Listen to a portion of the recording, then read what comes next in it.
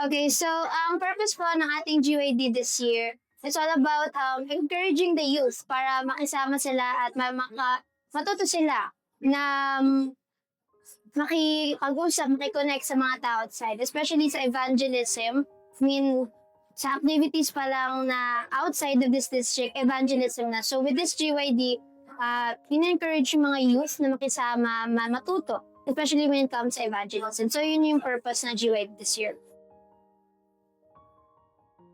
Magandang hapon sa inyong lahat. Isang maligayang araw ng Sabado.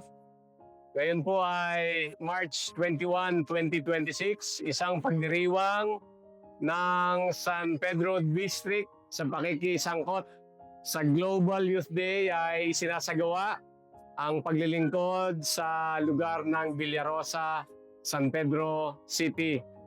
Dito po ay hindi lamang ang pamimigay ng mga babasahin ang ating sinasagawa.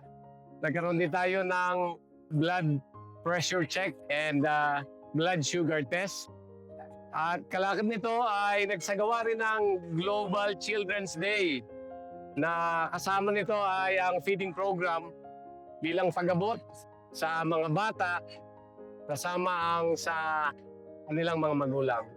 Kung kaya't ang buong pwersa ng kabataan ng San Pedro District Adventist Youth ay patuloy na nakikisangkot sa gawain ito at purihin ang Diyos sa pagtugon ng mga kabataan upang maging kabahagi ng Global Youth Day. Maraming salamat po.